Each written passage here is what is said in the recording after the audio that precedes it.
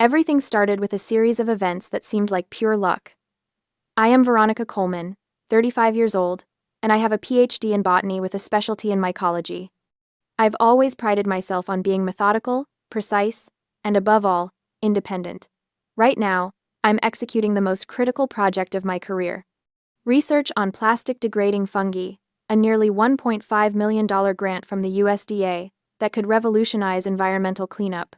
The project required me to register my operation under an LLC and fight tooth and nail with the city council to get the proper zoning permits approved. It took 8 months of bureaucratic warfare, but I won. My greatest asset made it all possible: an old farm I inherited from my grandparents, tucked away in a secluded suburban area where neighbors mind their own business and regulations are more flexible. I used a significant portion of the grant money to renovate the original greenhouse into something extraordinary, a biosafety Level 2 laboratory that meets federal standards. From the outside, anyone would think they're looking at a stunning Victorian-style conservatory, all graceful curves and gleaming glass arranged in a classic cruciform design. The beauty is intentional. I wanted my workspace to inspire me every single day. But inside that gorgeous exterior lies serious science.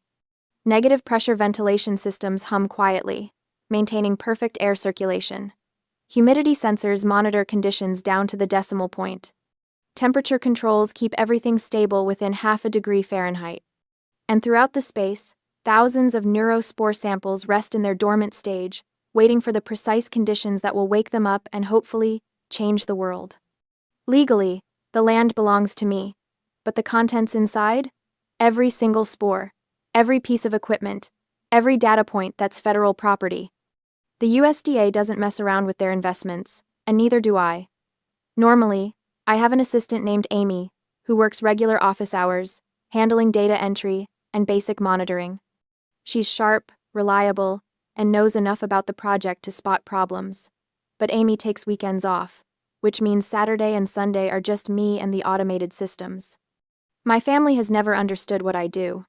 My parents, Robert and Linda Coleman, are retired civil servants who spent their careers pushing papers and counting days until pension. My sister Tiffany is 29 and fancies herself some kind of social media influencer, though her follower count suggests otherwise. To them, my work has always been growing ornamental plants or playing in the dirt. They've never bothered to learn the difference between a hobby greenhouse and a federal research facility. 5 months ago, the family dynamics took a turn that should have been a red flag. My mother cornered me during Sunday dinner with what she clearly thought was a brilliant idea. "Veronica, honey," she said in that sweet voice that always precedes trouble, "Tiffany and I have been talking about her wedding venue." I kept eating my pot roast, hoping this conversation would stay theoretical. "That conservatory of yours," she continued, "it looks so natural, so upper-class trendy. All that glass and those beautiful iron frames, it would be perfect for a wedding. Very Instagram-worthy." The fork froze halfway to my mouth. "Mom, absolutely not." "But sweetie..." "No." I set down my utensils and looked directly at her. "What I have out there is not a party venue. It's a federal research facility with active biological materials. There are biohazards. There are contamination protocols. There are laws." My father, Robert, leaned forward with that patronizing expression he perfected during his decades in municipal administration. "Now, Veronica, don't you think you're being a little dramatic? It's just plants." "It's not just plants, Dad. These are genetically modified organisms that could pose serious health risks if mishandled. The space is under federal jurisdiction. I could lose my career, my funding, everything." Tiffany, who had been scrolling through her phone during this entire conversation, finally looked up. "Come on, Ronnie. It's my wedding. Family should come first." "Family doesn't ask family to commit federal crimes." The table fell silent after that. I explained the biological hazards in terms even they could understand. I talked about the negative pressure systems, the contamination risks, the federal oversight. I watched their faces carefully, looking for any sign that they grasped the seriousness of what they were asking. When they nodded and changed the subject, I assumed they understood. I thought they respected my profession enough to accept my refusal. I was catastrophically wrong. My fatal weakness has always been my need for family validation. Despite their dismissiveness, Despite their inability to understand my work, I still craved their approval. I wanted them to be proud of me, to see that I wasn't just their weird daughter playing with dirt. I was a scientist making a real difference. That weakness made me blind to what came next. According to the schedule they gave me, Tiffany's wedding was still 3 weeks away. They'd been planning for months, showing me venue photos, asking for my input on flowers, treating me like I'd naturally be part of the celebration. I had even started thinking about what dress to wear as her bridesmaid. The reality was devastating. The wedding was actually scheduled for 2 weeks from now. They had lied about the date from the very beginning, ensuring that I wouldn't be present at my own sister's wedding. But more than that, they had lied to create an opportunity. The week before the actual wedding, which I still believed was 3 weeks out, my parents showed up at my lab with what seemed like a peace offering. "Surprise," my mother announced, waving an envelope like a magic wand. "We got you something special." Inside was a 3-day, 2-night vacation package to something called the Mountain Vista Eco Lodge Retreat, tucked away in the mountains about 3 hours north. "We want you to truly rest," my father said, his voice warm with what seemed like genuine concern. "Let your spirit be completely at ease. We need you in your best state to be Tiffany's bridesmaid." My mother nodded enthusiastically. "I found this place while I was looking for honeymoon spots for Tiffany. The reviews are incredible. Digital detox, nature walks, meditation sessions. You work so hard, honey. You deserve this." I looked at the brochure. The lodge did look peaceful, all natural wood and stone, surrounded by pine trees, with promises of organic meals and sunrise yoga. The timing seemed reasonable. My project was in its incubation phase, meaning most of the work was automated. The system monitored itself, sending updates to my phone app. Everything had battery backup and a generator for emergencies. Besides, I was under pressure from the USDA sponsors for a comprehensive progress report. Taking 3 days to decompress before tackling that massive document actually sounded like responsible self-care. "You really think I should go?" I asked. "Absolutely," my mother said. "Consider it our gift. We want our bridesmaid looking radiant and relaxed." The more I thought about it, the more sense it made. 3 days away wouldn't hurt anything. The automated systems could handle themselves for a long weekend. Amy would be back Monday morning if anything went wrong. And honestly, I had been feeling the pressure lately. A little mountain air might be exactly what I needed. I left at noon on Friday, my car loaded with hiking boots and the novel I'd been meaning to read for months. Amy left work at her usual 5 p.m., locking up the lab and activating the weekend security protocols. As I drove toward the mountains, windows down and music playing, I felt something I hadn't experienced in months: genuine relaxation. For the next 72 hours, I would have no responsibilities except to myself. I had absolutely no idea that for the next 72 hours, my conservatory would be turned into hell. At 6 p.m. on Friday, exactly 1 hour after Amy left for the weekend, my parents set their plan in motion with the precision of career bureaucrats who understood how to manipulate systems. They had found exactly the right kind of locksmith for their purposes, the type who operates out of a van, takes cash payments, and doesn't ask too many questions about proper licensing or verification procedures. When he arrived at my front gate, he found what appeared to be a straightforward family emergency. My father, Robert, positioned himself next to the locked entrance while my mother, Linda, held her phone at the perfect angle for a video call. The locksmith watched as a young woman appeared on the screen, my sister, Tiffany, playing the role of her life. "Hi, sorry about this," Tiffany said to the locksmith through the phone, her voice pitched with just the right note of embarrassment and urgency. "I'm the homeowner, but I'm stuck out of town on a business trip for the next 10 days. These are my parents, and they're trying to get inside to feed my parrot before the poor thing starves." She held up what appeared to be a driver's license to the camera, though the locksmith was too far away to read the details. "I can give you my address, my full name, whatever you need to verify. I just really need someone to cut that lock so they can get inside." The locksmith looked at my parents, who radiated exactly the kind of concerned, middle-class respectability that screams reliability. My father wore his favorite golf polo, the one that made him look like someone who definitely owned property and cared about parrots. My mother clutched her purse with both hands and kept making worried noises about the poor little bird. "And to make this right," my father added, reaching for his wallet, We'd like to pay you to install a brand new lock when you're done. Something better than this old thing. My daughter deserves proper security. The locksmith bought every word. Why wouldn't he? They were offering to pay him twice, once to cut the lock, once to install a replacement. They had the homeowner on video giving explicit permission. They looked exactly like the kind of people who would drive across town to save a pet. Within 20 minutes, my front gate swung open, but the real violation was just beginning. Once inside my property, they walked straight toward the conservatory, and that's when they encountered what should have stopped them cold. Bright yellow warning signs posted at every entrance. Warning. Federal Research Site. Biohazard. Authorized personnel only. Protective equipment required. Instead of fear, instead of recognition of what those signs meant, I later learned that my mother looked at them and scoffed. "Robert, look at this nonsense," she said, her voice dripping with disdain. "That girl always overdramatizes everything. Take these down for me, will you? They look absolutely hideous. How are we supposed to take proper wedding photos with these eyesores everywhere?" This was the moment that transformed their plan from simple trespassing into something far more serious: the willful sabotage of federal safety warnings. But in their minds, they were just clearing away their dramatic daughter's unnecessary decorations. My father systematically removed every single warning sign and stacked them behind the tool shed where they wouldn't spoil the aesthetic. Then, together, they located the main electrical panel and shut off the security camera system. "There," my mother said, dusting off her hands. "Now we can work in peace." The next call was to Tiffany, and I can only imagine the triumph in her voice when she answered. "We captured the garden house," my father announced.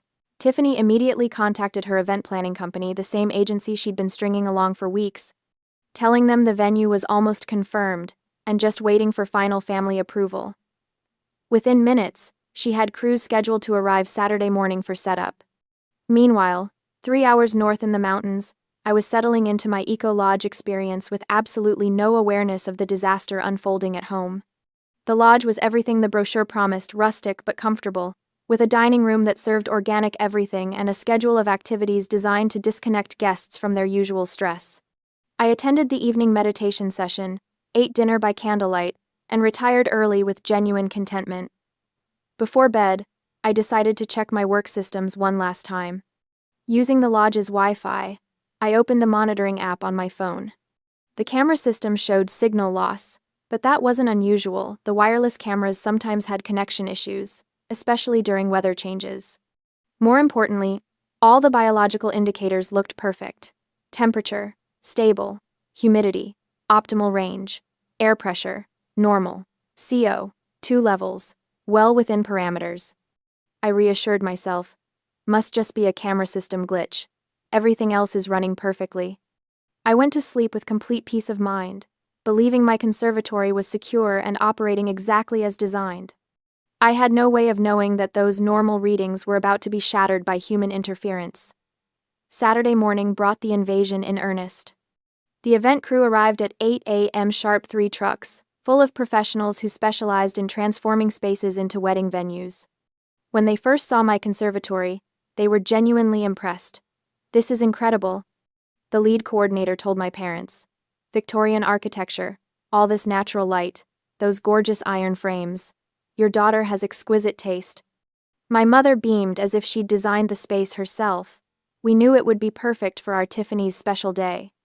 The crew got to work with the efficiency of people who'd done this hundreds of times, but their expertise was in event planning, not biosafety protocols. They had no idea they were setting up a party inside an active research facility containing genetically modified organisms. The cruciform design of my conservatory made their job almost too easy. The intersection of the cross, which I had specifically designed as the main ventilation area, where air circulation was strongest, became the obvious choice for the central stage. They installed the DJ booth and dance floor right where the negative pressure systems worked hardest to maintain safe air quality. My high-powered photosynthesis lamps, designed to provide specific light wavelengths for fungal cultivation, were repurposed as fantastic stage lighting, according to my mother's enthusiastic direction. The south wing, where I stored tools and prepared soil samples, was transformed into an elaborate buffet and bar area. Tables appeared, linens were draped, and bartenders began setting up stations for what would obviously be serious drinking. The North Wing, where I grew dense climbing vines as part of my research into plant-fungal symbiosis, became the altar. The event crew attached fake white flowers to my living specimens, creating what they clearly thought was a romantic natural setting for the ring exchange ceremony. By 10 a.m. Sunday morning, the transformation was complete. My scientific sanctuary had become a wedding venue that would have graced the cover of any bridal magazine. Tiffany had arranged for 10 different camera angles to live stream the entire event. This wasn't just about celebrating her marriage, it was about monetizing it. She expected to earn serious advertising revenue from what she promoted as the most unique wedding venue you've ever seen. Everything looked absolutely perfect. None of them had any idea that they had just created the perfect conditions for biological disaster. At 11 a.m. Sunday morning, Tiffany's wedding officially began. The guest list read like a who's who of our district's elite: law partners who handled million-dollar cases, investors with portfolios that could fund small cities, and most importantly, the groom's CEO, a man whose approval could make or break careers. 150 people filled my conservatory, not counting the service staff, event managers, and photography crews. These weren't just any guests. These were exactly the kind of high-profile individuals whose presence could launch Tiffany's influencer career into the stratosphere. Her livestream was already performing beyond her wildest dreams. Over 300,000 concurrent viewers had tuned in to watch what she'd been promoting all week as the wedding of the century in the most exclusive secret venue. The irony was devastating. The more successful the event appeared, the more catastrophic the consequences would be. Beneath the glamorous facade, disaster was already beginning. The fungi I was researching weren't inherently dangerous under normal circumstances. They were specifically chosen for their plastic-degrading properties, their stability, and their generally benign nature. But my monitoring systems had been carefully calibrated to detect one critical danger. Under anaerobic conditions, or when CO2 concentrations exceeded specific thresholds, these organisms produced a mild hallucinogen as part of their natural stress response. It was a defense mechanism millions of years in the making. When the fungi felt threatened, they released chemical compounds designed to disorient potential threats until conditions improved. The wedding guests had created the perfect storm. When the DJ started playing music with heavy bass lines, the sound waves reverberated through the glass structure. When 150 people began breathing together in the sealed environment, CO2 levels started climbing rapidly. When they transformed my carefully ventilated space into a dance floor, they inadvertently disabled the air filtration system by blocking crucial vents with their staging.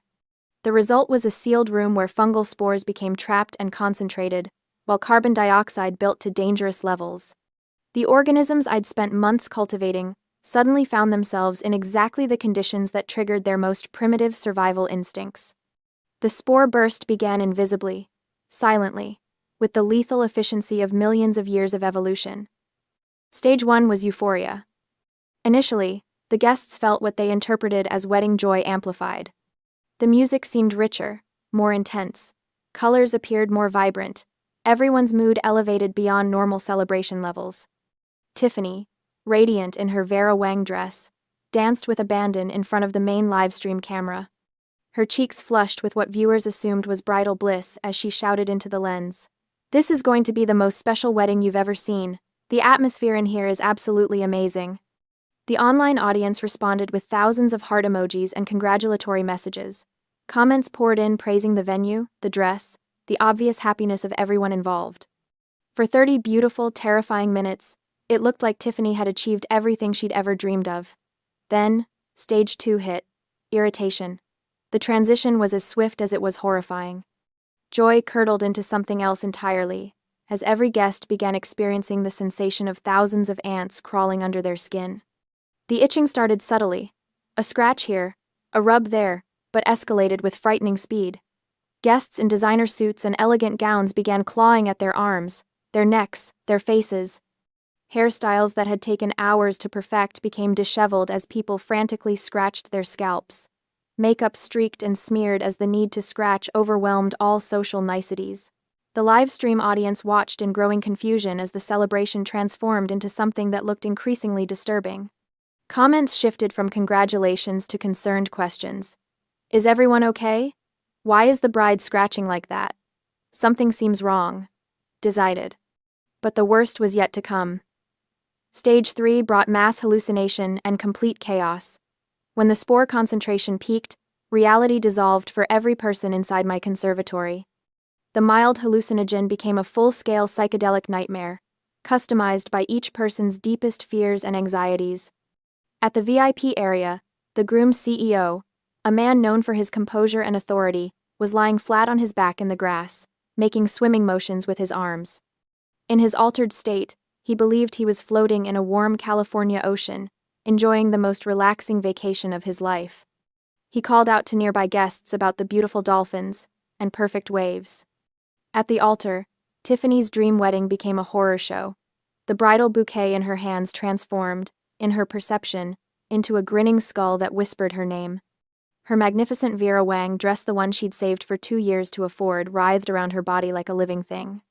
She screamed in terror, convinced that an enormous albino python was constricting her chest, cutting off her breathing.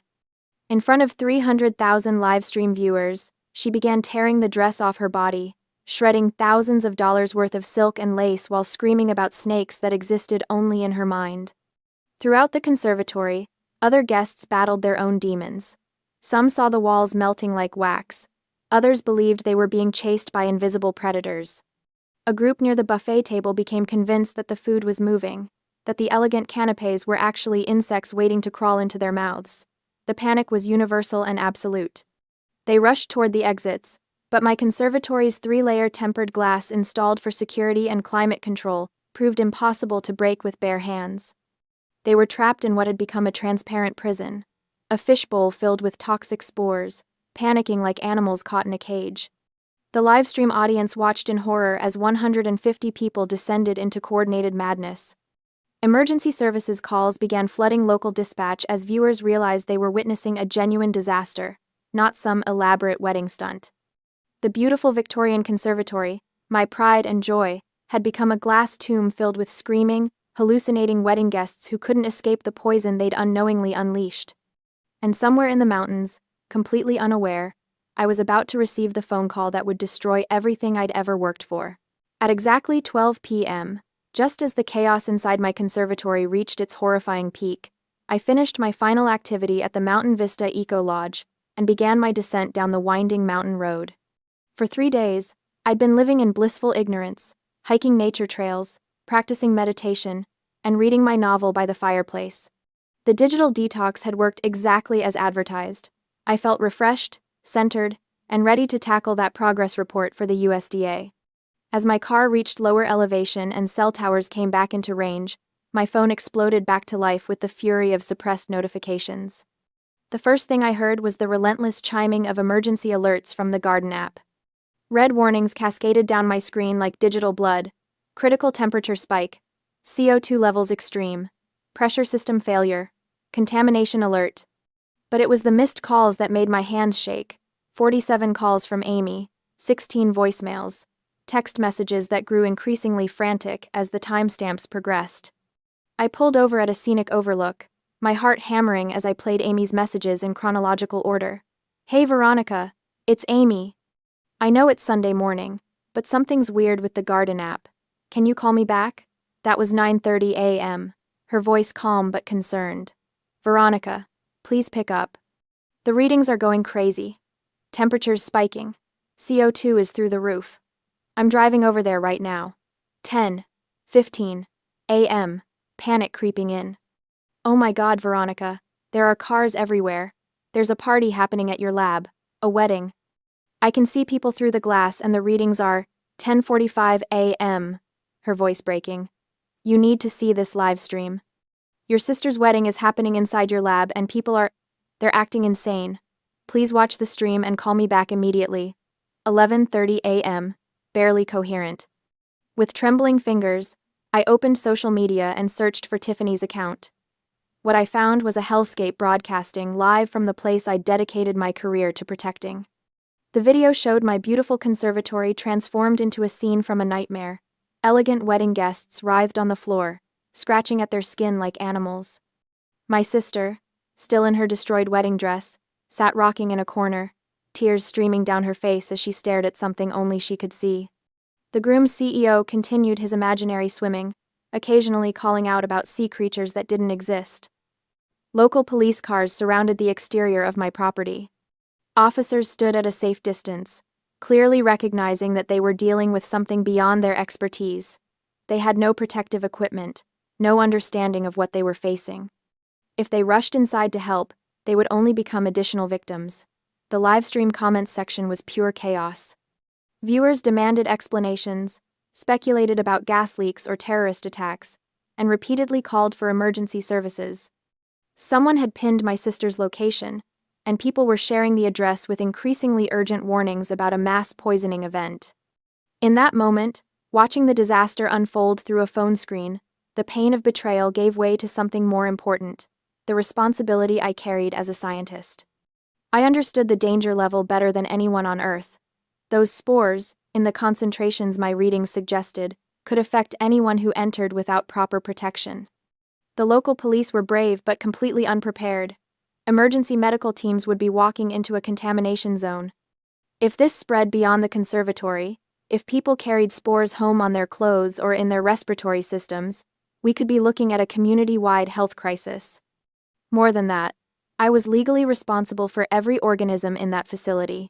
The USDA grant made me the designated steward of federal property. Every spore, every piece of equipment, every data point was my responsibility under federal law.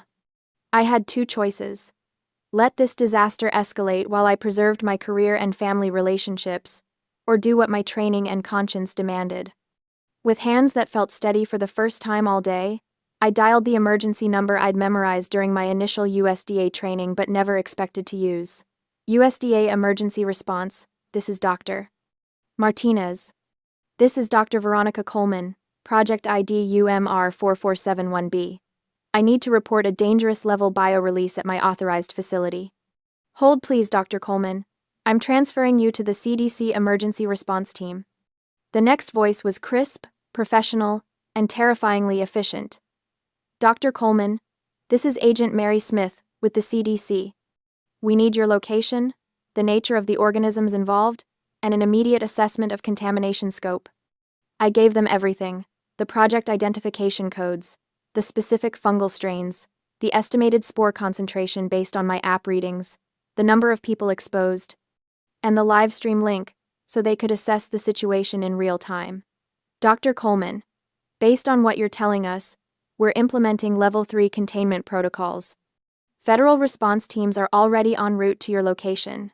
Do not, under any circumstances, attempt to enter the contaminated area yourself. I understand. We'll also need you to report to the Field Command Center for immediate debriefing. Your cooperation in this matter will be noted in our investigation. As I hung up the phone, I understood that this call was both an act of conscience and a death sentence. I had saved lives, the lives of the police officers who would have rushed in unprepared, the lives of my family members who were slowly poisoning themselves, and potentially the lives of everyone in my community. But I had also just triggered the most comprehensive federal investigation my field had ever seen. My career was over. My family's freedom was in jeopardy. And everything I'd worked for my entire adult life was about to be destroyed. The mountain air that had seemed so clean and refreshing just hours ago now felt thin and insufficient. As I started my car and began the drive toward the disaster I'd unknowingly left behind, I realized that my old life, the life of Dr. Veronica Coleman, respected scientist and loyal daughter, was already over. What waited for me at the bottom of this mountain was something else entirely. The sirens were just the beginning. I stood behind the police barricade they'd set up at the edge of my property, the one I'd worked a decade to afford, and watched the circus unfold. The wedding guests who'd been dancing and hallucinating an hour ago were now corralled in the front lawn like confused cattle, wrapped in emergency blankets, some still twitching from the after effects of the neurospores. Nobody was allowed to leave. The police had made that crystal clear the moment they arrived. "Ma'am, you're going to need to come with us," a detective said, appearing at my elbow. His badge read, Morrison. He looked tired, like this was already the weirdest case of his career, and it was only Sunday afternoon. I haven't been on the property in 2 days. I said flatly. Check the security footage. We will. But you're still coming with us. The sound of helicopters cut through the air before I could argue. I looked up to see not one, not two, but 3 black choppers descending toward my conservatory like something out of an apocalypse movie. Behind them, a convoy of black SUVs rolled up my driveway, each one bearing the unmistakable federal seal, CDC, USDA, and unless I was mistaken, that last one was Homeland Security. My mother's face, visible through the crowd of blanket-wrapped guests, had gone the color of old oatmeal, but Your family is claiming they didn't know about the biological hazards, Morrison said. I laughed. It came out harsh and bitter. Detective, I have 12 years of text messages from my mother complaining about my weird mushroom house. I have emails where I explicitly warned them never to enter without proper equipment. I have a family dinner recording from last Christmas where my father called my research playing with moldy dirt. They knew. They just didn't care. He nodded slowly. The fungal spores that were released, your assistant says they're not dangerous to the ecosystem? They're not. The neuroreactive compounds break down in open air within hours, but in an enclosed space, with elevated CO2 and bass vibrations? I shook my head. It's like setting off a hallucinogenic bomb, temporary, but intense. The guests will be fine in a day or two, physically at least. The emotional damage? I thought about the live stream. About the CEO of a Fortune 500 company crawling on the grass pretending to swim. About my sister ripping her Vera Wang dress to shreds while screaming about invisible spiders. About 146 people, relatives, business executives, socialites, reduced to viral memes, watched by 300,000 people. That, I said, is going to last a lot longer. They released me just after midnight. No charges. My mother, father, and Tiffany weren't so lucky. The federal government came down on them like the wrath of every regulation they'd ignored. I wasn't there for the official proceedings, but Amy sent me the court documents as they became public record. United States Department of Agriculture versus Coleman Family Estate. Count 1. Destruction of federal research property. The warning signs they'd removed, each one was federal property. Each one bore a government seal. Removing them wasn't just trespassing. It was tampering with a federal research site. Count 2.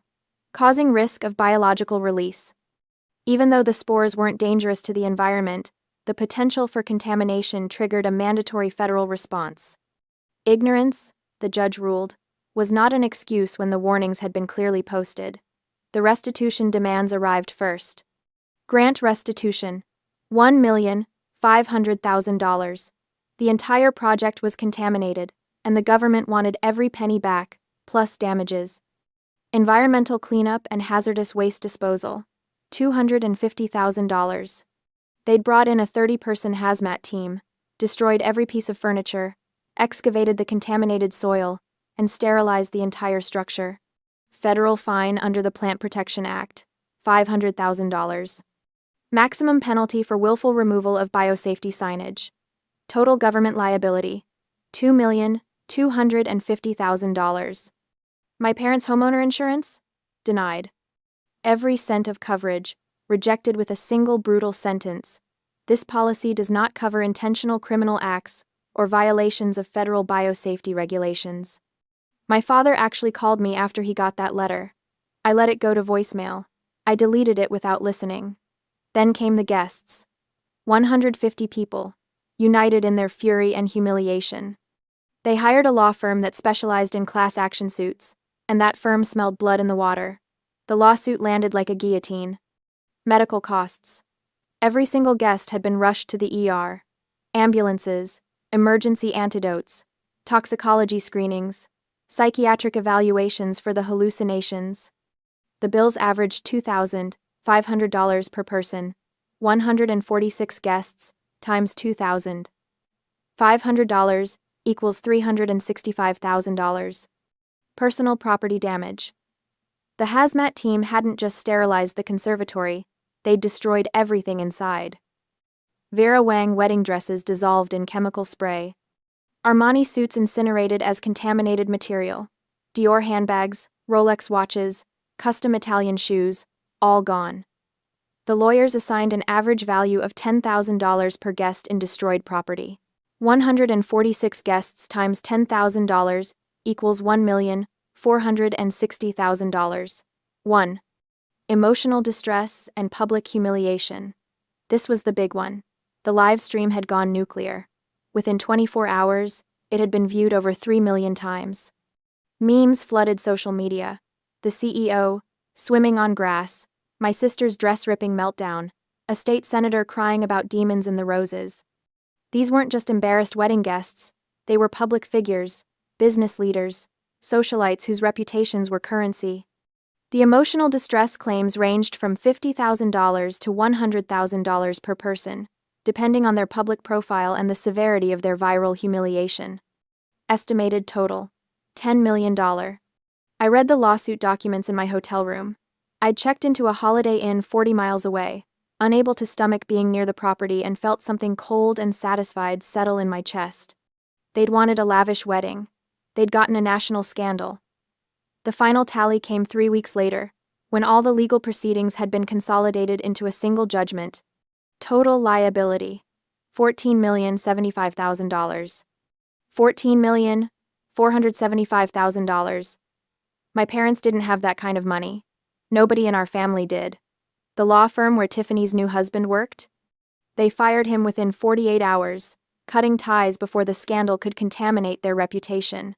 His career, built on family connections and Ivy League credentials, evaporated overnight. My parents were forced to sell the house, the 4-bedroom colonial they'd lived in for 30 years, the one my mother had decorated with such pride.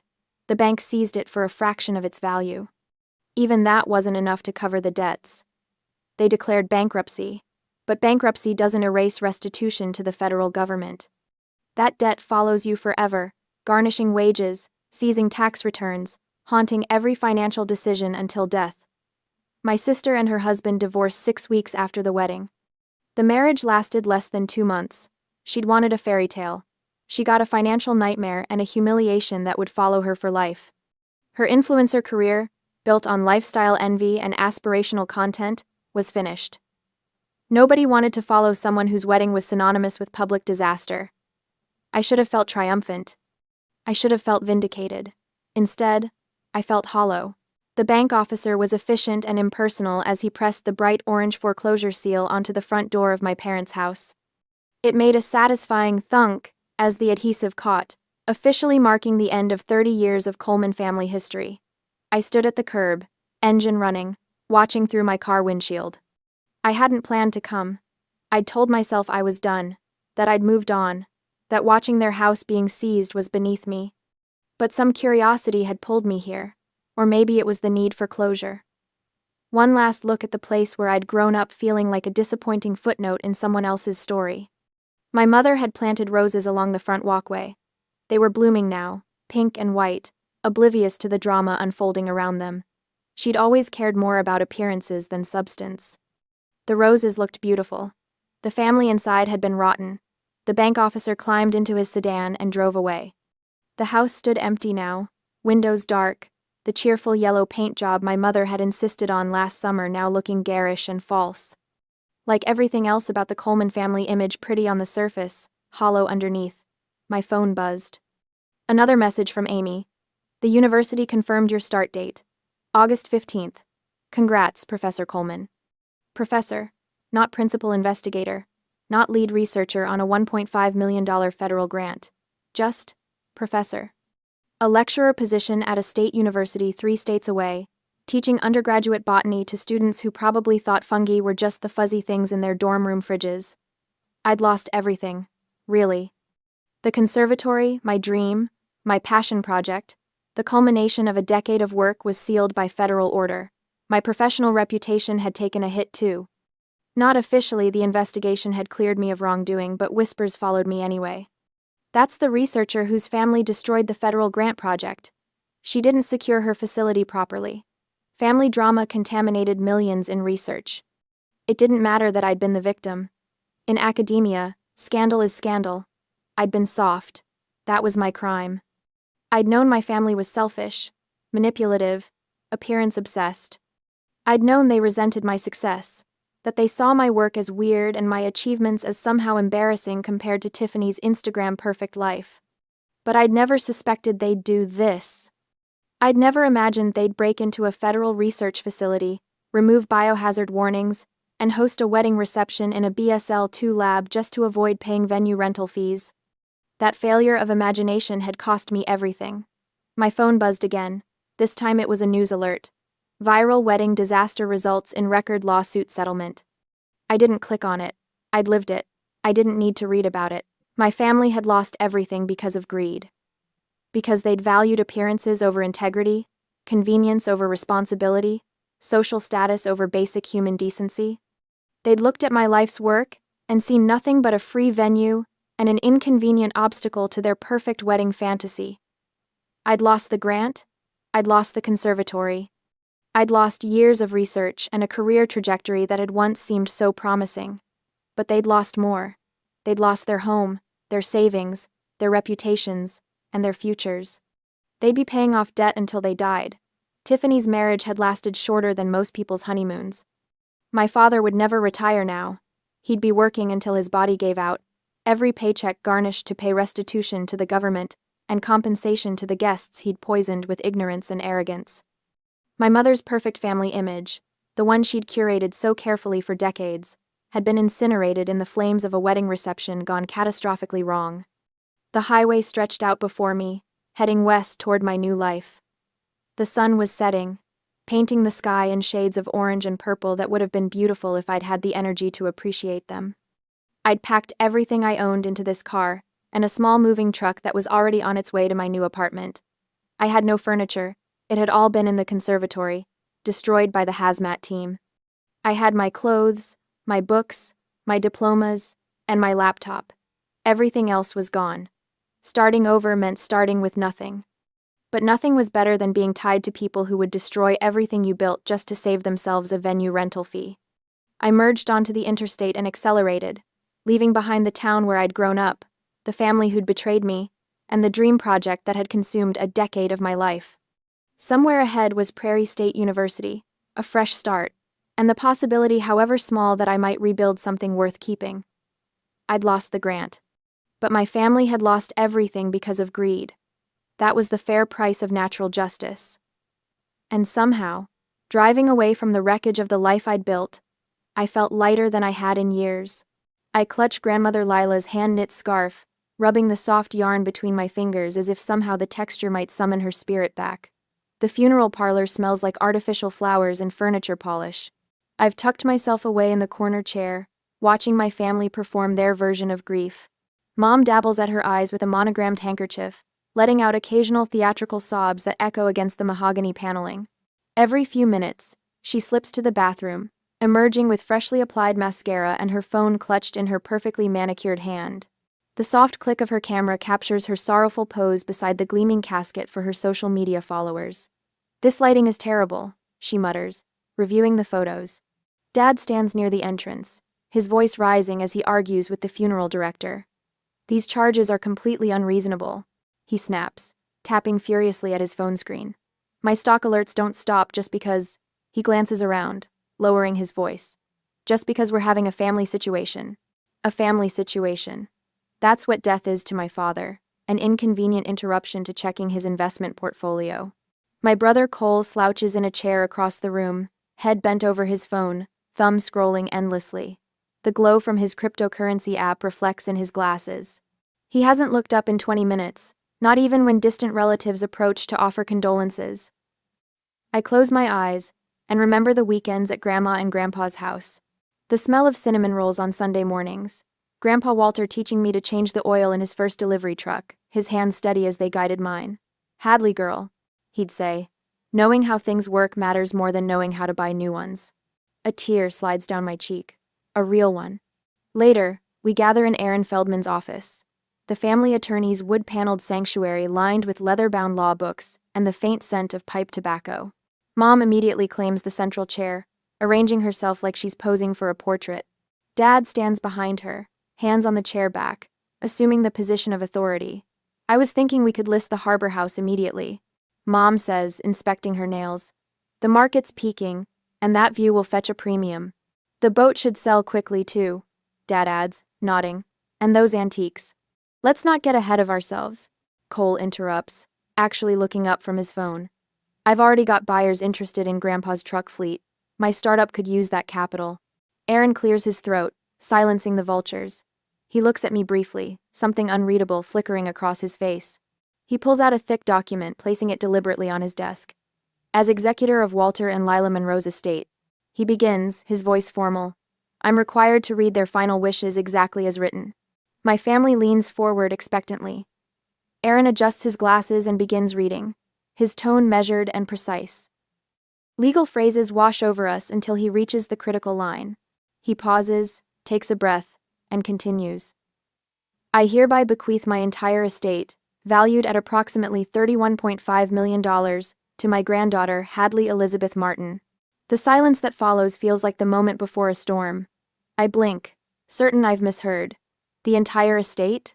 Dad repeats, his voice dangerously quiet. There must be some mistake, Mom says, her social media smile vanishing. Cole stands abruptly. What did you do? He demands, glaring at me. How did you manipulate them?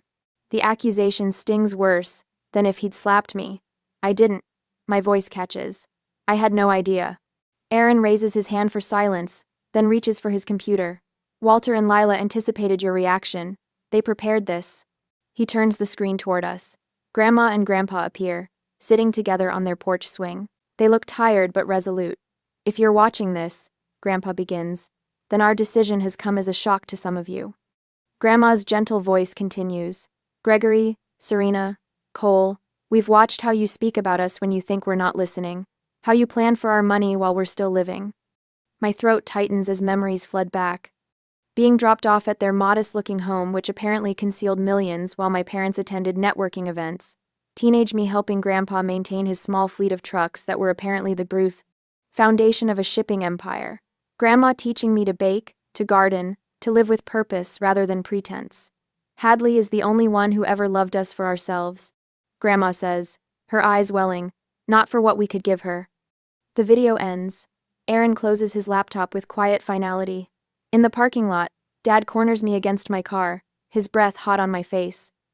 You'll transfer control to me tomorrow, he says, voice low and dangerous. You can keep 12%. Darling, Mom coos, appearing at his side, her concern as manufactured as her grief. This kind of money requires experience to manage. You simply aren't equipped. Cole looms behind them. Remember what family loyalty means, Hadley. Remember who takes care of who. I grip my keys tightly, feeling the metal bite into my palm. I need time to think. I manage, voice trembling but firm. Dad's face darkens. Remember who owns your apartment building, Hadley.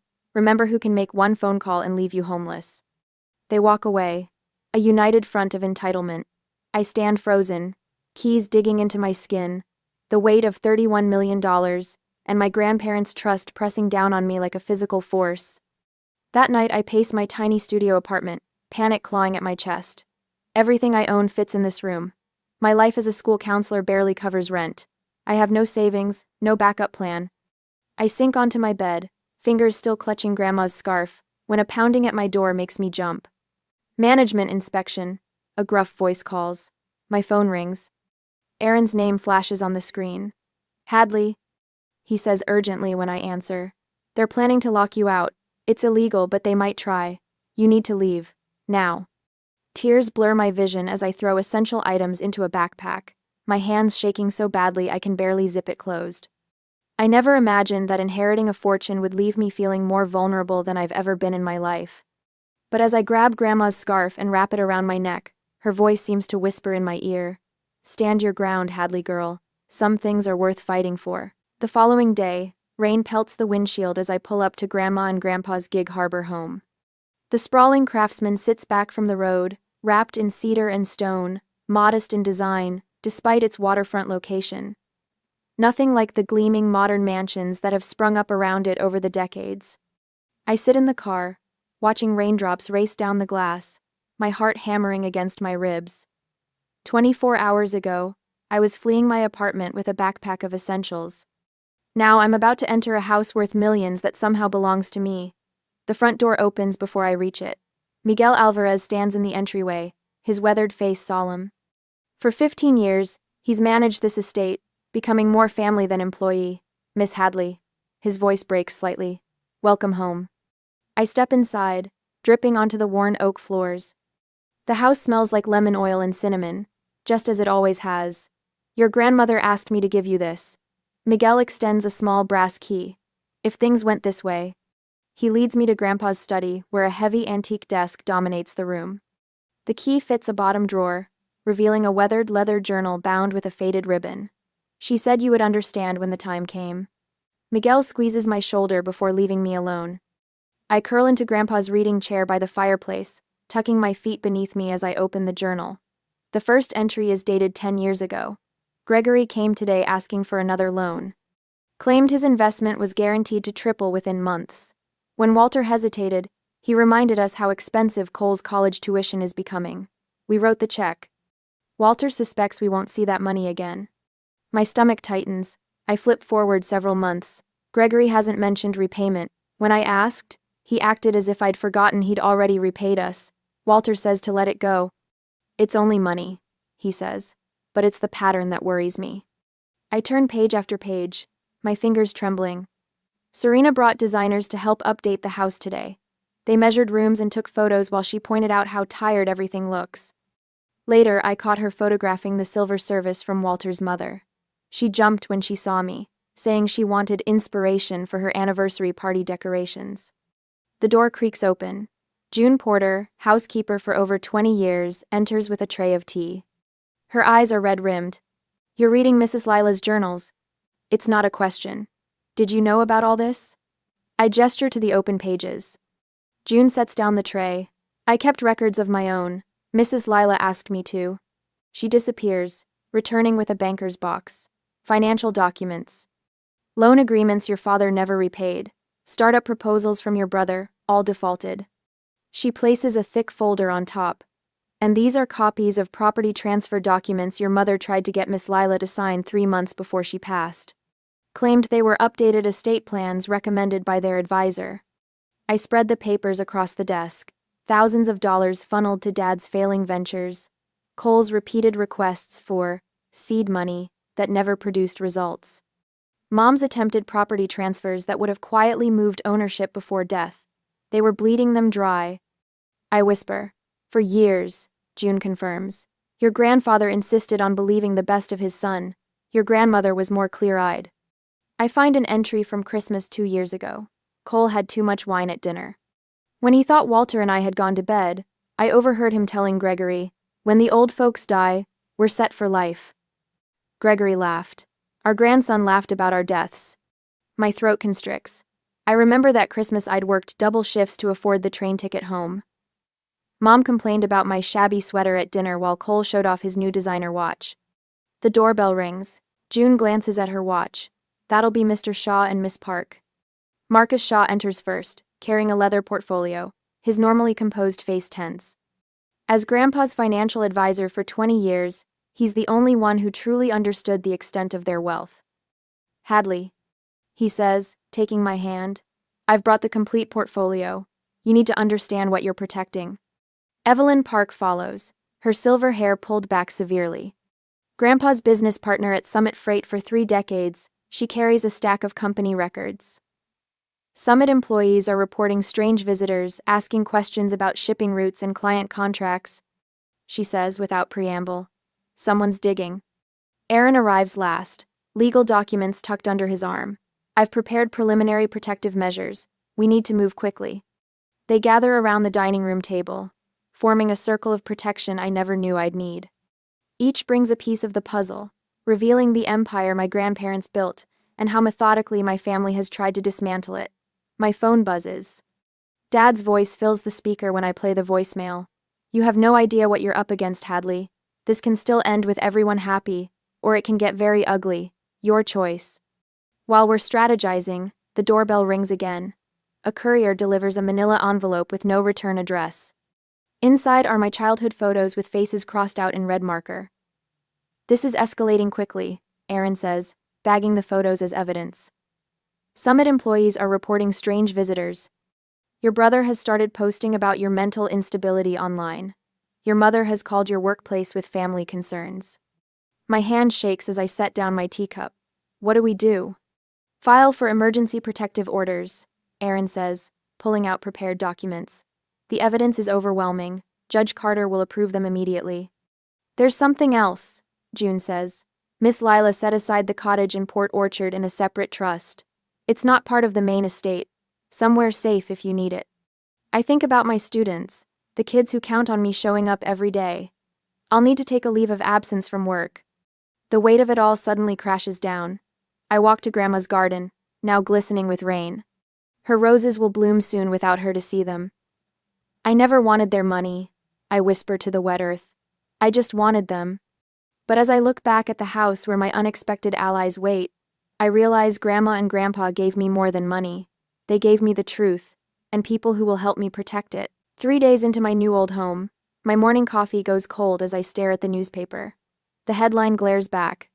Family contests suspicious inheritance. My hand trembles as I scan quotes from unnamed family sources, claiming Grandma Lila suffered from diminished capacity during her final months. They're really doing this, I whisper to the empty kitchen. My phone buzzes with a text from Aaron. Gregory filed an emergency petition with the court, claims Lila was mentally incompetent when signing the will. Call me, claims Lila. Before I can dial, a notification pops up. Mom's smiling face fills my screen, a screenshot from the local morning show where she dabbed theatrical tears while describing her concerns about elder exploitation. The caption reads, "Heartbroken daughter speaks out about suspected elder abuse." The walls of Grandpa and Grandma's house, my house, now seem to press inward.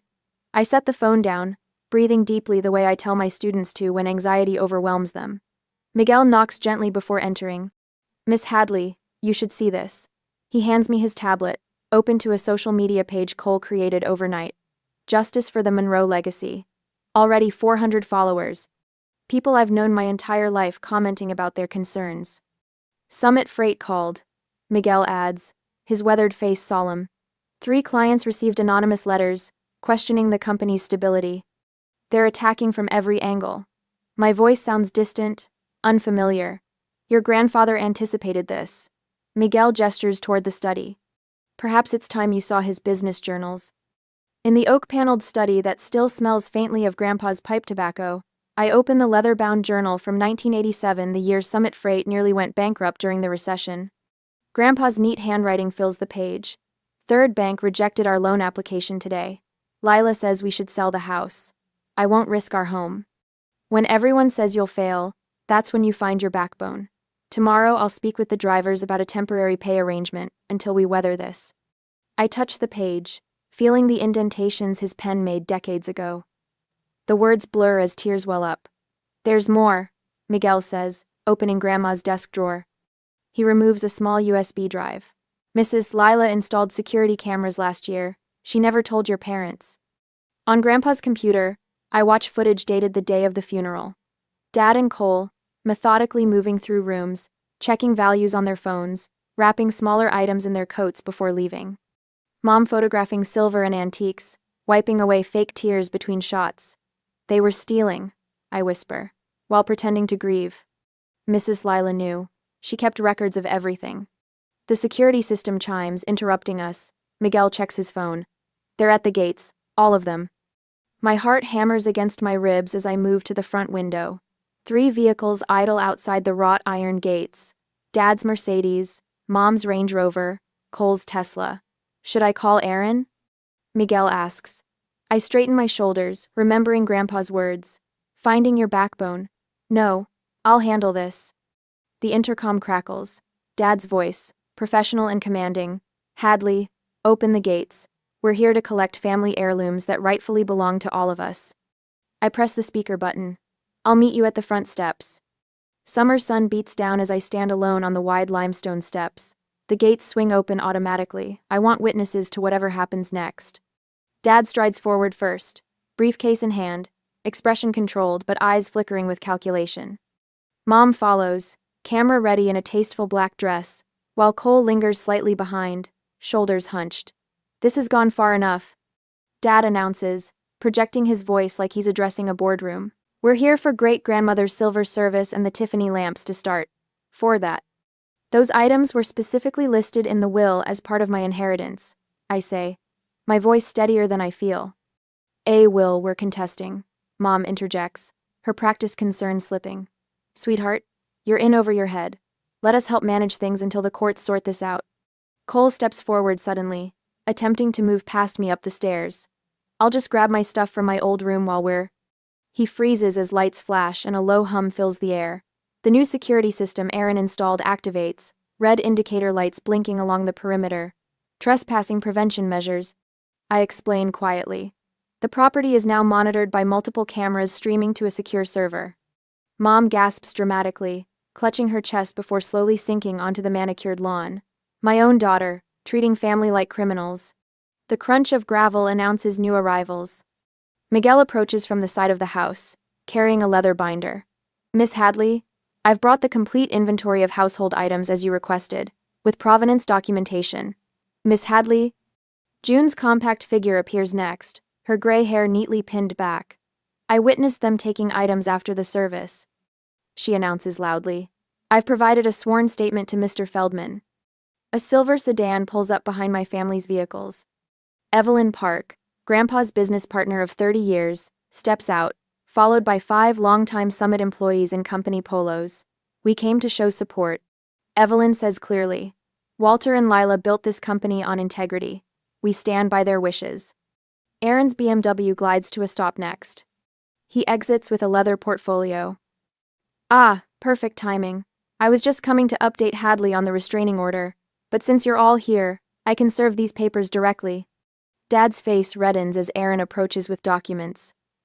Mom remains sprawled on the grass, her theatrical collapse forgotten as she watches the growing audience with calculation in her eyes. From the street, a cluster of people gather, neighbors, friends of my grandparents, watching quietly, finding strength I didn't know I possessed. I step forward. This ends today. My voice carries across the suddenly silent driveway. Every word spoken here is being recorded, every action filmed. You've shown who you really are, and now others are seeing it too. A news van slows at the property entrance, logo visible on its side. Who called the media? Dad snarls, his composure cracking.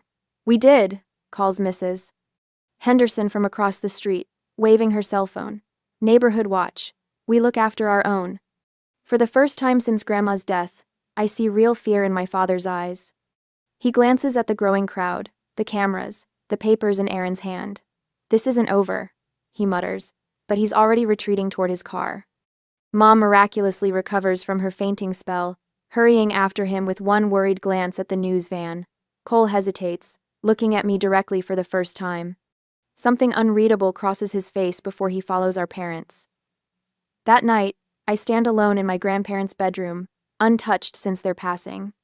Grandma's knitting basket sits beside her reading chair, needles protruding from an unfinished blue scarf.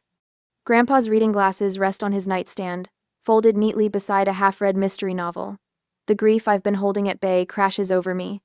I sink onto the edge of their bed, clutching one of Grandma's knitting needles. I don't know if I can be what they believed I could be, I whisper into the emptiness.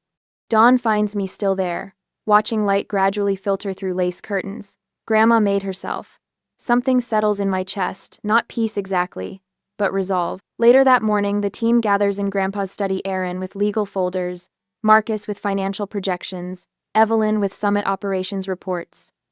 I take Grandpa's seat at the head of the table, no longer feeling like an imposter. We need comprehensive plans. I tell them, not just defending against their attacks, but building something sustainable.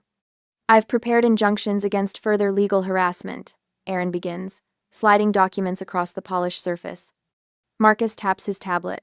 I've secured the accounts and investments with additional verification protocols. Summit's employee meeting went well, Evelyn reports. Once they understood your commitment to maintaining operations and jobs, morale stabilized. We're not just defending, I say, echoing Grandpa's steady voice in my memory. We're building. A soft knock interrupts. June enters, carrying a dusty cardboard box. Found this in the attic storage. Thought you should see it. The box label, in Grandma's neat handwriting, reads simply, "In case of Gregory." Inside lie decades of meticulously organized materials, letters, recorded conversations, financial records, dated and cataloged with my grandmother's characteristic precision. At the bottom, wrapped in acid-free paper, lies a small leather-bound book. My breath catches as I gently lift it out. "Is this what I think it is?" I whisper. June nods, her eyes knowing. "Mrs. Lila said you'd recognize it when the time came." I hold Grandpa Walter's original business ledger from 1962, the founding document of Summit Freight, containing the legal framework that would make challenging the will nearly impossible. Our meeting adjourns with new determination. For the first time since the inheritance bombshell, I feel not just Grandpa's backbone, but my own. A week later, I am preparing to defend what's legally mine and protect my grandparents' legacy. I sit at Grandpa Walter's antique oak desk, running my fingers over the worn edges where his hands rested for decades. The leather chair still holds the impression of his body, a physical memory that comforts me as I lift the phone receiver for what feels like the 100th call today. Mr. Delgado. Yes, this is Hadley Martin. I appreciate you taking my call. I straighten my posture, channeling Grandpa's quiet confidence. I'd like to discuss the expansion of the profit-sharing program for Summit's drivers, effective immediately. The morning passes in a blur of meetings, each one another piece of the plan we've crafted. Summit Freight employees file into the study throughout the day, weather-worn drivers with calloused hands, office staff with curious eyes, mechanics with grease-stained fingers. Each leaves with shoulders a little straighter, eyes a little brighter. My grandfather believed a company is only as strong as the people who build it daily, I tell the gathered department heads. Starting next month, every employee participates in the expanded profit-sharing program. Healthcare coverage increases to include dependents. The education fund doubles. Evelyn hands out the detailed packets, while Marcus projects the financial models showing long-term sustainability. The room erupts in applause, genuine and warm, nothing like the hollow social media applause my mother craves. "Dr. Reynolds," I say later, phone pressed to my ear as I review the community needs assessment spread across the desk. The foundation wants to focus first on vocational training scholarships. My grandfather believed in the dignity of skilled trades. The foundation expert on the other end speaks excitedly about implementation timelines. I jot notes in the margins of the assessment, circling areas of greatest impact. My phone buzzes with a text from Aaron. Gregory contacted 3 major clients directly, claiming family concerns about Summit's stability. I exhale slowly, feeling the familiar tightness in my chest. The desk phone rings minutes later. Summit's operations manager reporting that Mom showed up at my school, cornering the principal with concerns about Hadley's state of mind. "Principal Kovacs didn't buy it," he assures me. "Said your mother seemed more unstable than you ever have." A knock at the door reveals Miguel, his expression grim as he holds a sealed package. This was delivered by courier, no return address. Inside, a thick folder labeled "Evidence of Manipulation" contains photos of me with my grandparents, annotated with dates and suspicious questions.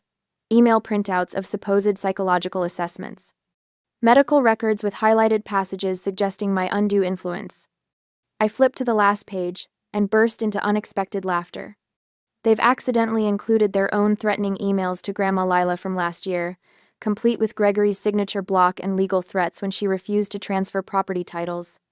"They're getting desperate," Aaron says when I call him. "Good thing we anticipated this." The next morning dawns clear and cool as I prepare for the Chamber of Commerce luncheon. Dad had planned this moment for weeks, according to our sources, a public confrontation where I'd be forced to defend myself among the business elite of Gig Harbor. "Ready?"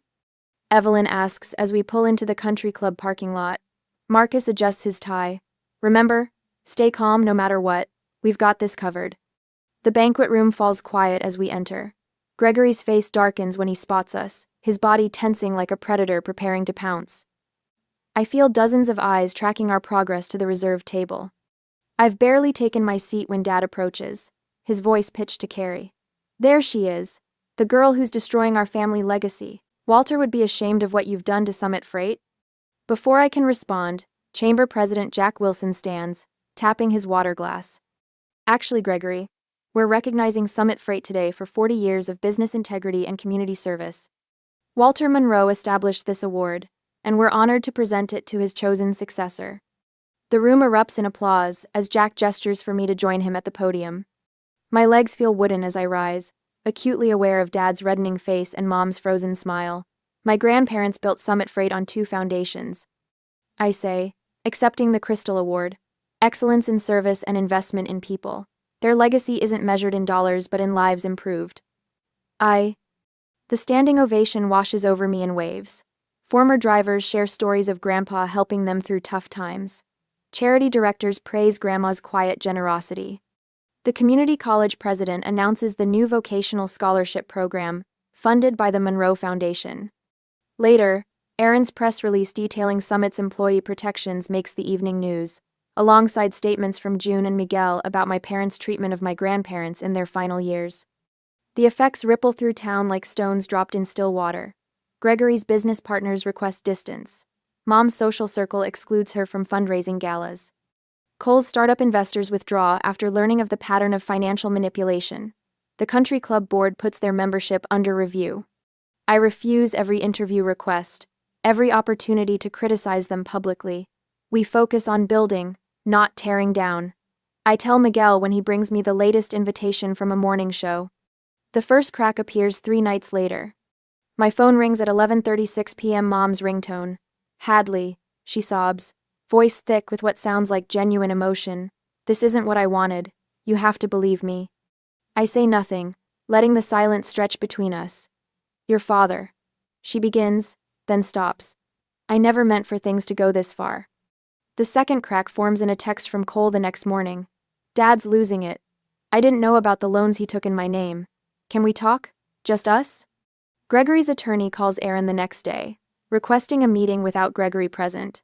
They're imploding, Aaron tells me afterward. Their united front is crumbling. That night, I sit on the porch swing where Grandma and Grandpa spent countless evenings, my journal open on my lap. The pen hovers over the blank page before finally touching down. Victory feels hollow when it's family. But what's the alternative? Surrender the legacy they entrusted to me? Allow the exploitation they fought to prevent? The breeze carries the scent of Grandma's roses, planted decades ago but still blooming faithfully each year. Standing your ground doesn't always feel triumphant, but sometimes it's the only way to honor what matters most. A week later, I called my parents for the final confrontation. I position Walter's antique pocket watch on the polished conference table, a silent timekeeper for today's showdown. The grandfather clock in the foyer chimes 10 as car doors slam outside. They're here. Ready? Aaron asks, straightening his tie. I nod, smoothing grandmother Lila's scarf between my fingers. As ready as I'll ever be. Miguel opens the front door, his face professionally neutral, as he escorts my family into the home they tried to strip bare, while Grandma and Grandpa were still warm in their graves. Dad strides in first, confidence faltering only when he spots Judge Elaine Carter at the table. Mom follows, her camera-ready smile freezing when she notices Daniel Brooks, former police chief and Grandpa's fishing buddy, standing near the window. What is this? Dad demands, stopping short. We agreed to a family meeting, not a public tribunal. We agreed to mediation. I correct him. These are the mediators I've selected. Cole slips in last, eyes darting between our parents and me, tugging at his collar. For a fleeting moment, our eyes meet, and something like shame flickers across his face. Mom glides toward me, arms outstretched. Darling, surely we can speak privately first? Family matters should stay within.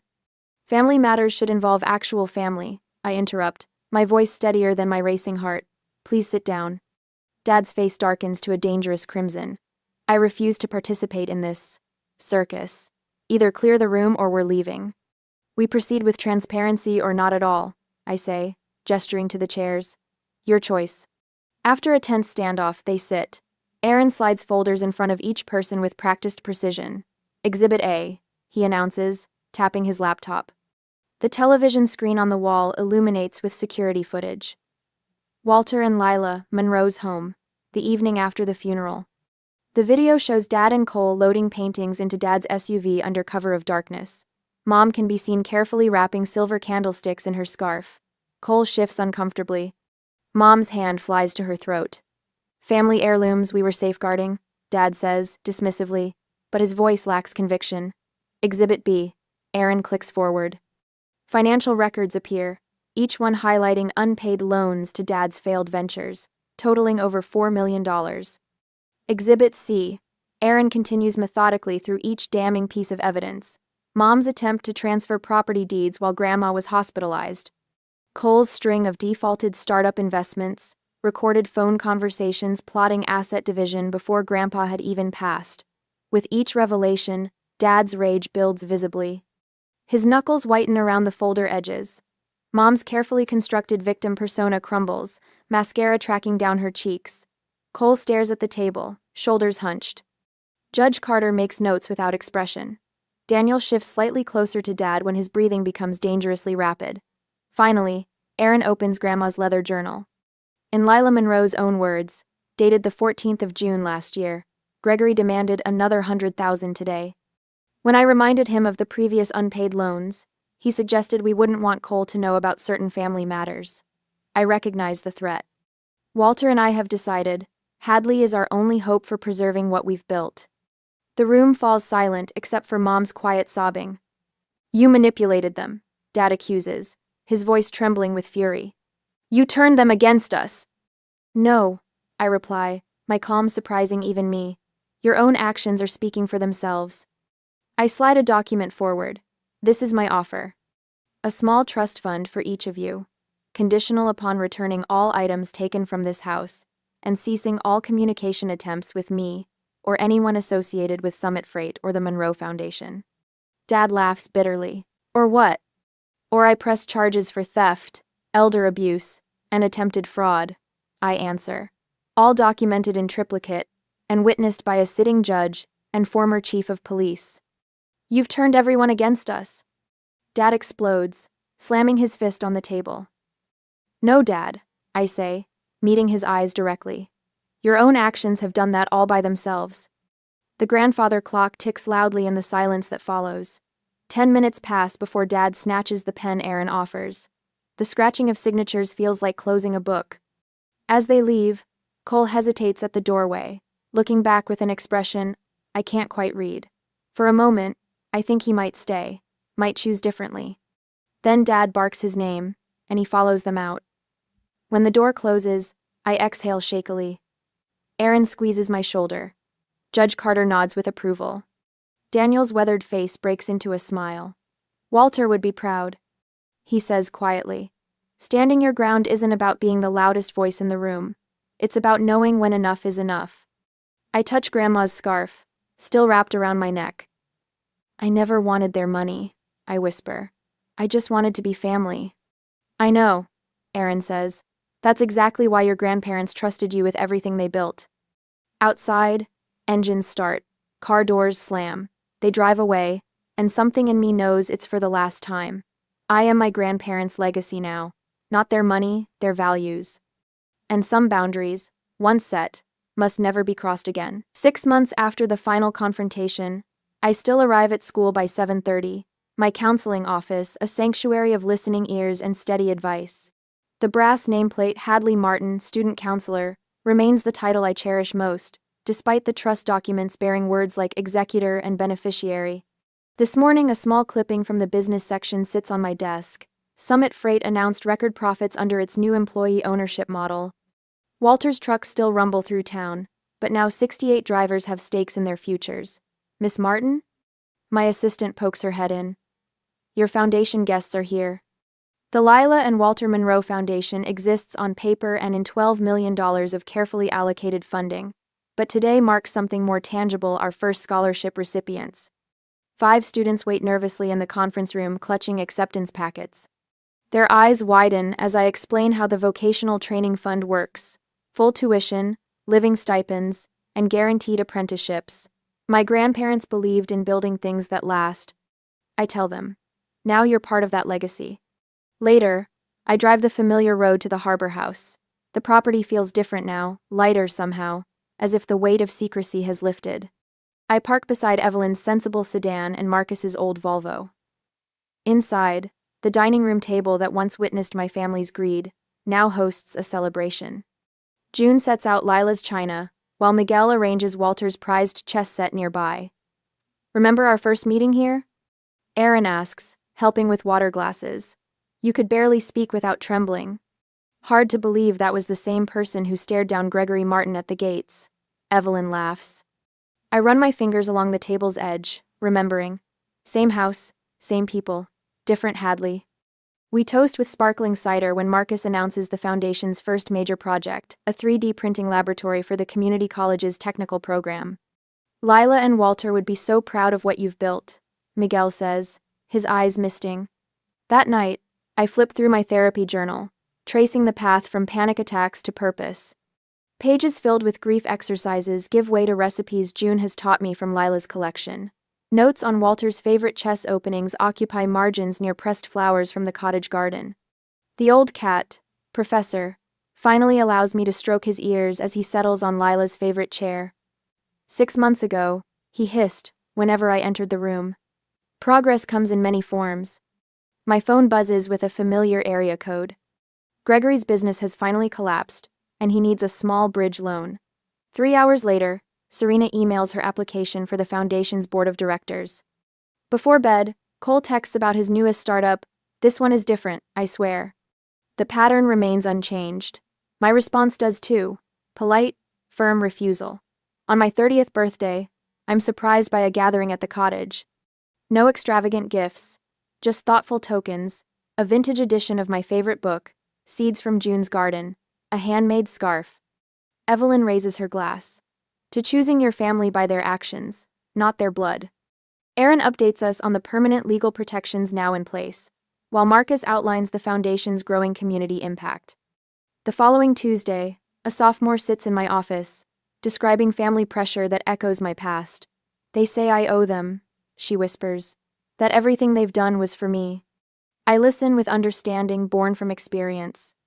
When she finishes, I hand her a carefully prepared packet therapy options, legal resources, boundary-setting worksheets. Your worth isn't measured by their approval. I tell her, words I needed to hear 6 months ago. At sunset, I walk the property grounds, stopping at the newly planted grove, one tree for each scholarship recipient. A small bench bears a simple plaque, Legacy Lives Through Love, Lila and Walter. I open Lila's journal to its blank final pages and begin writing my own entries. Looking up at the warm glow of house lights, I feel a peace that money could never purchase. The inheritance that matters most wasn't in the bank accounts after all. After our parents passed away, my older brother kicked me and my 5-year-old child out into the freezing rain.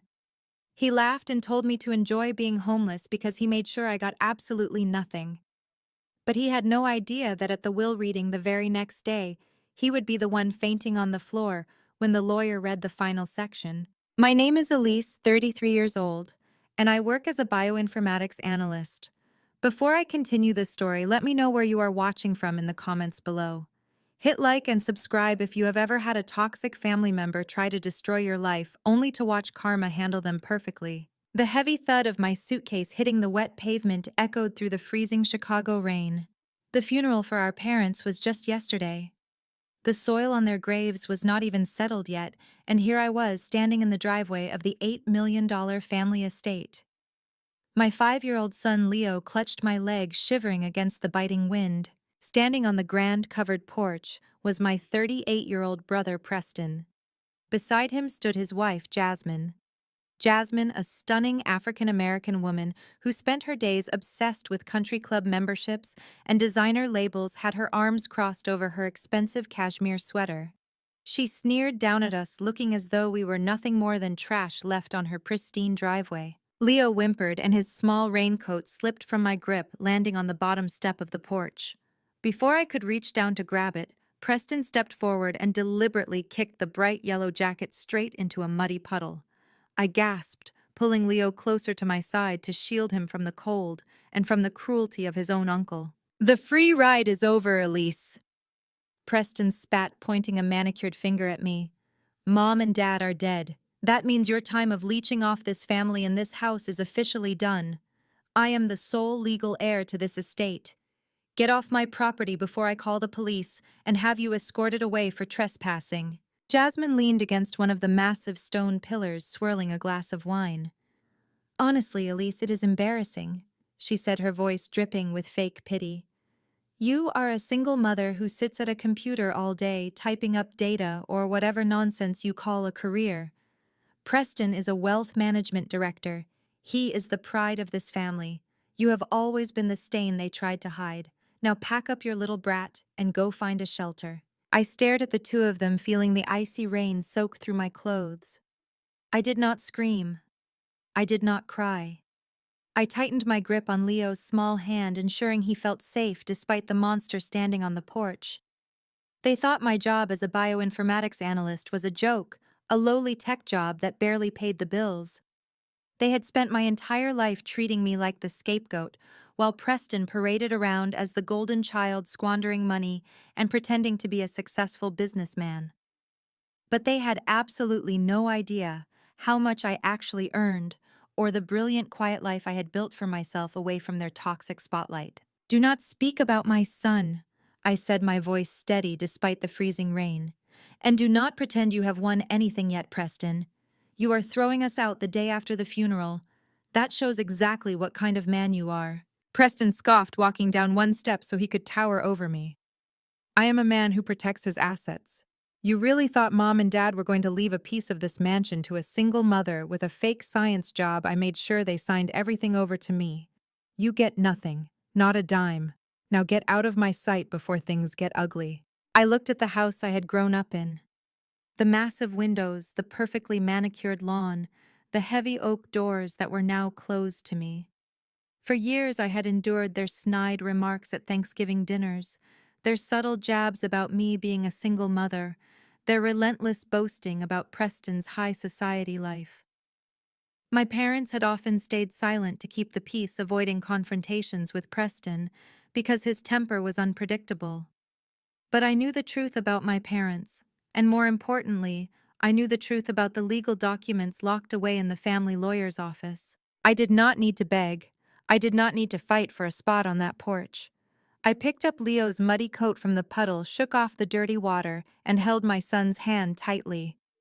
I reached into my pocket, pulling out my phone to arrange our departure.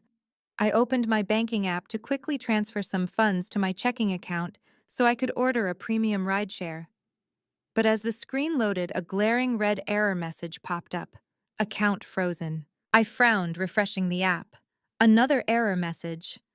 A loud, mocking laugh echoed from the porch. I looked up to see Preston waving a manila folder in the air. "Having trouble getting a car, Elise?" he yelled over the sound of the rain. "I took the death certificates to the bank first thing this morning. I froze all the joint family accounts.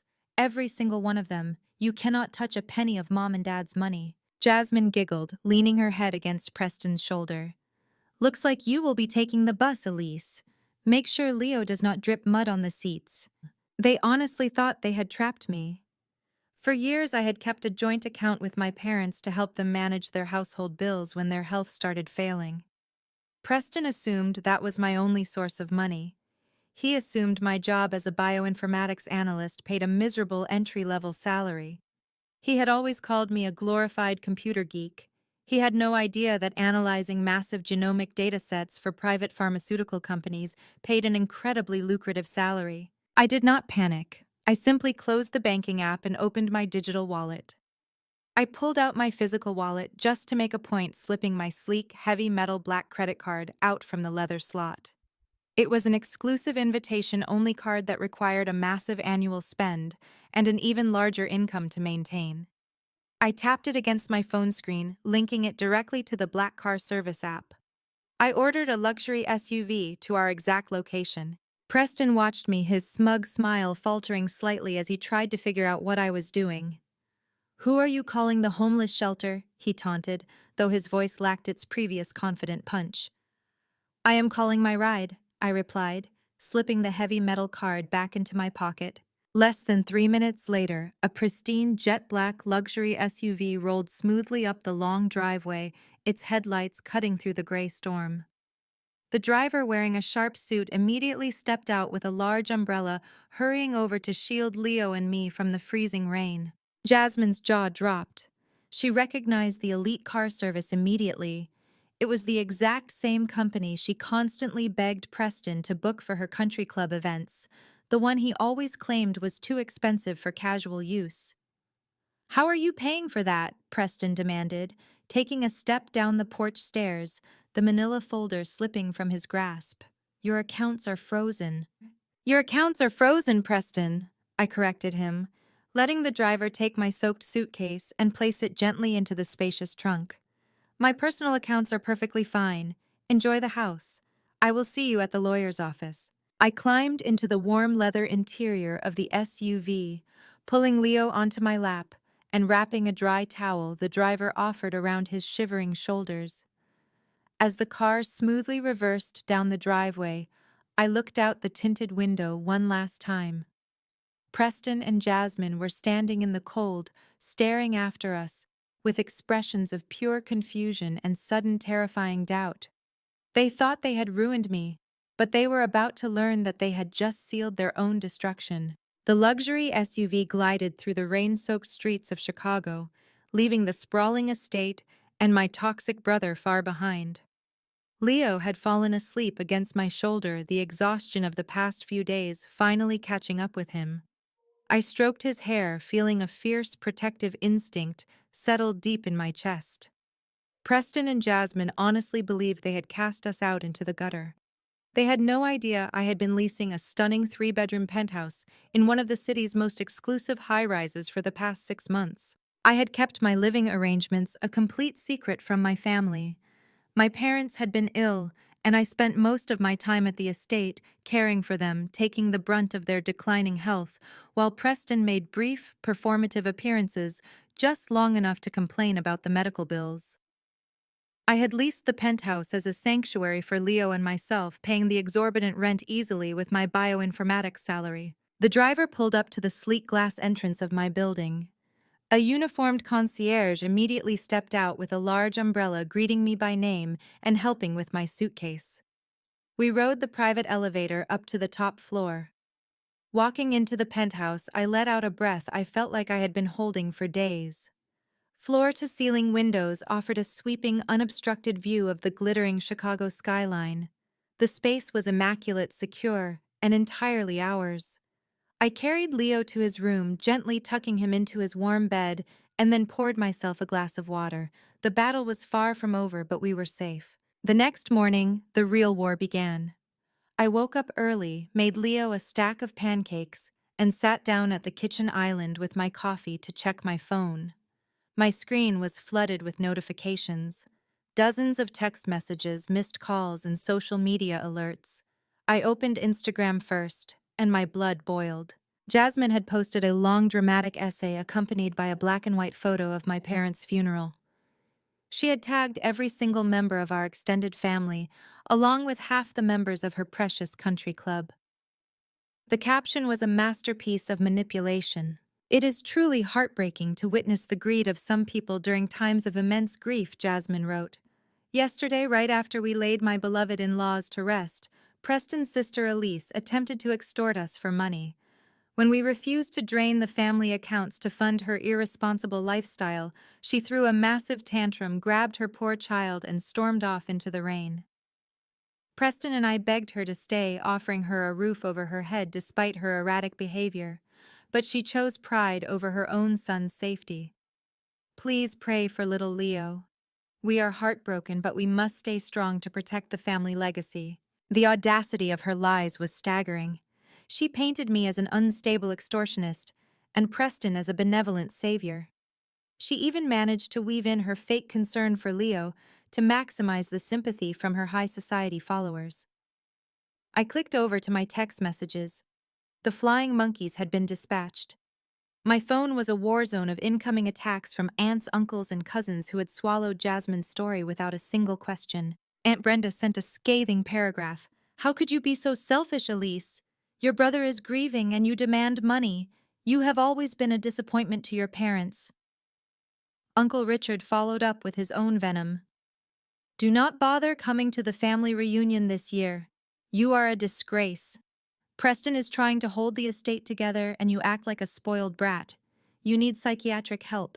My cousin pointed out that I should be ashamed of putting Leo in danger just to throw a tantrum. They were relentless. Years of Preston spinning narratives at family barbecues while I was busy studying or working had solidified my role as the unstable failure in their eyes. They loved tearing me down. It made them feel superior. I watched the notifications roll in one after another, each more vicious than the last. A younger, weaker version of me might have cried. I might have frantically typed out paragraphs of defense begging them to believe the truth, posting screenshots of my own to clear my name. But I was not that girl anymore. I was a 33-year-old woman who analyzed complex genetic algorithms for a living.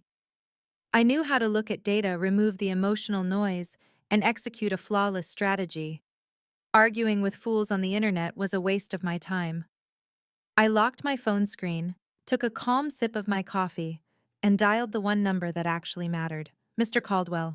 He was 65 years old, a sharp, seasoned estate lawyer who had managed my parents' legal affairs for over 2 decades. He picked up on the second ring. Elise. He said, his voice grave but surprisingly steady. I was hoping you would call. I assume you have seen the circus your sister-in-law is orchestrating online. I am currently the most hated woman in the family, I replied smoothly. Preston froze the joint checking accounts and kicked me out of the estate yesterday. He thinks he won the entire board. Mr. Caldwell let out a low, dry chuckle that surprised me. Let them celebrate, Elise. Let them type their little posts and gather their sympathy. Preston has always been a fool who plays checkers while thinking it is chess. I leaned forward, lowering my voice so I would not wake Leo. What exactly is going on, Mr. Caldwell? Preston acted so confident about the inheritance. He practically guaranteed I was getting nothing. Your parents were many things, Mr. Caldwell said slowly, but they were not blind. In their final years, they saw exactly who your brother had become. They saw his greed, his wife's obsession with status, and how cruelly they treated you and Leo. They came to me 3 years ago with a very specific, very ironclad set of instructions. A shiver of anticipation ran down my spine. So the will reading on Friday. Do not engage with the relatives, Mr. Caldwell instructed firmly. Do not respond to Jasmine's posts. Ignore every single text message. Keep your hands clean and your head high. You just show up to my office this Friday at 10 in the morning for the official reading of the will. Dress well. He paused, and I could practically hear the satisfying smirk on the old lawyer's face. Your parents knew exactly who Preston was. The trap is already set, Elise. Just wait until Friday. I hung up the phone and looked out over the city. A slow, genuine smile spread across my face. Preston and Jasmine thought they had written the final chapter of my life. They were about to discover they had just authored their own ruin. I poured the rest of my coffee down the sink, feeling lighter than I had in months. Friday could not come fast enough. Friday morning arrived with clear, crisp skies. I woke up feeling a profound sense of calm. The frantic anxiety that Preston and Jasmine had expected me to suffer was completely absent. I dressed with deliberate care. I bypassed my usual comfortable work clothes and pulled out a sharp, tailored navy suit I had purchased after a major stock payout. I paired it with simple, elegant heels. I looked exactly like what I was, a highly successful, independent woman who did not need a single dime from anyone. I dropped Leo off at his elite private preschool, giving him an extra tight hug.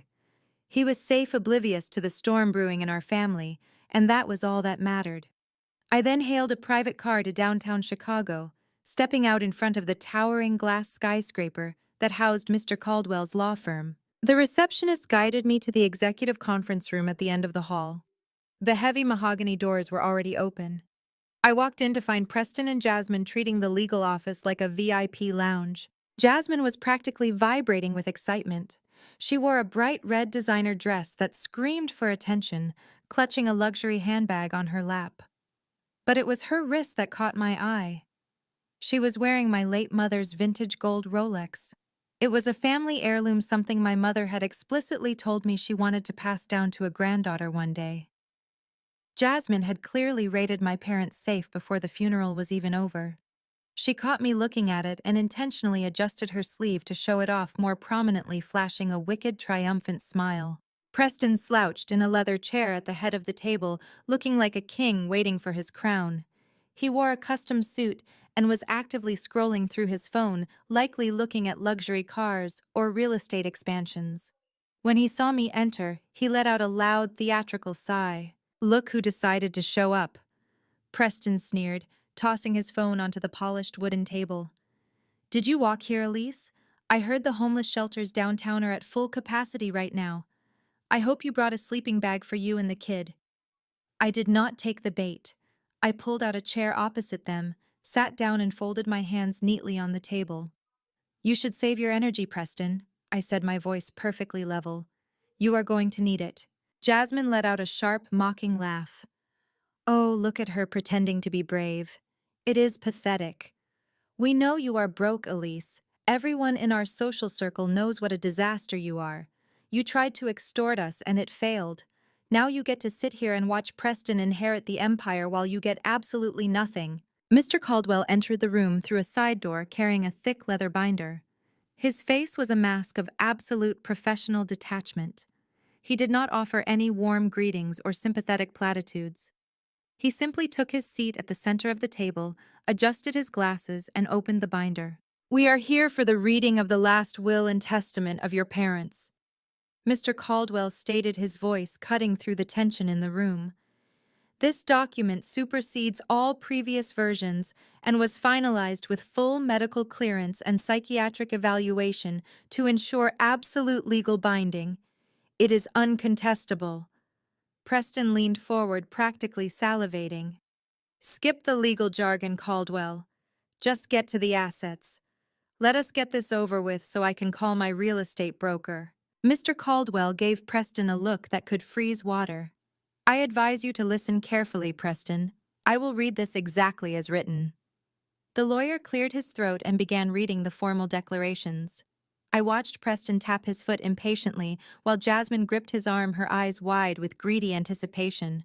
To my eldest son, Preston. Mr. Caldwell read aloud, his voice steady and clear.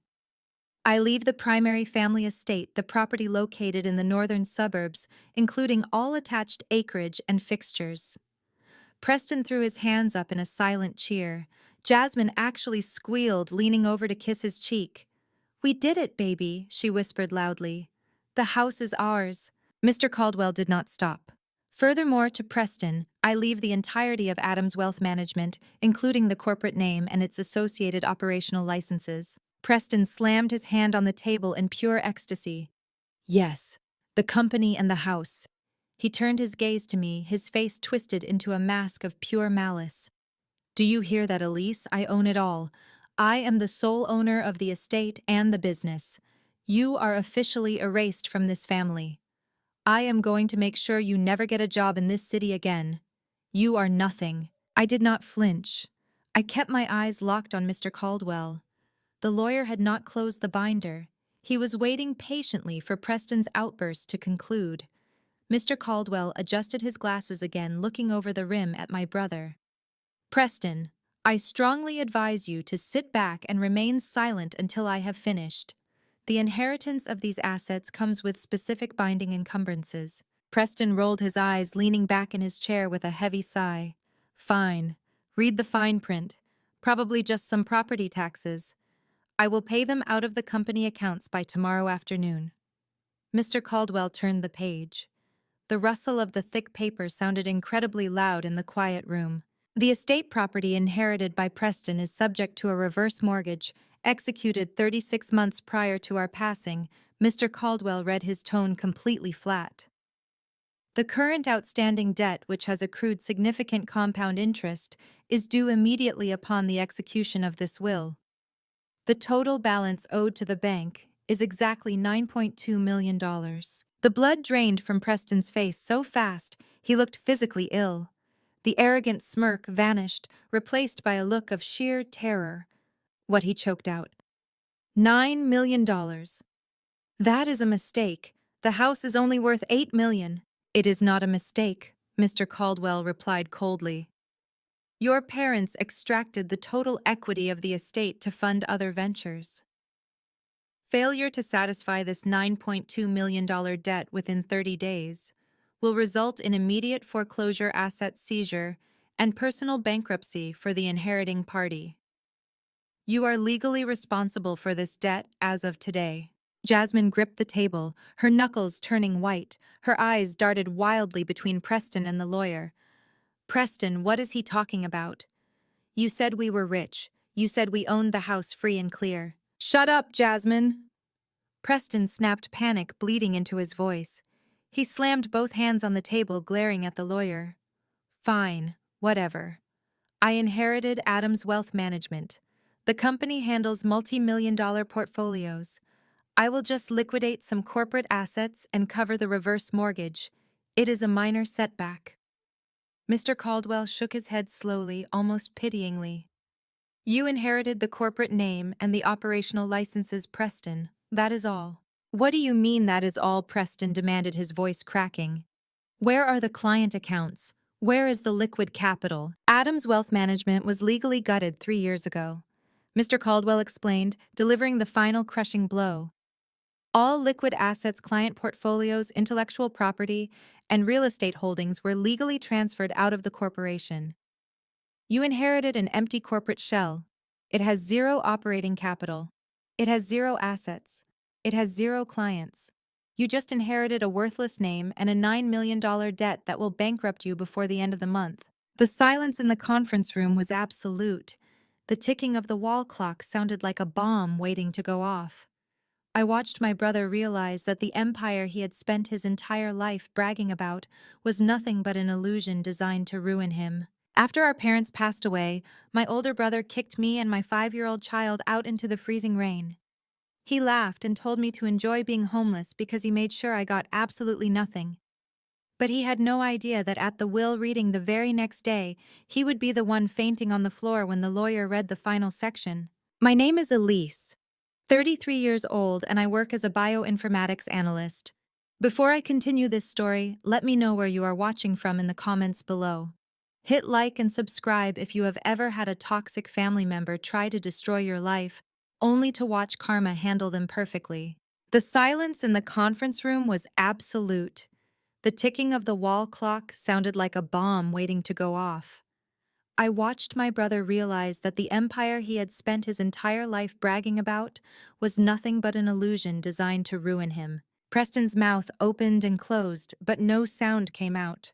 The realization was suffocating him in real time.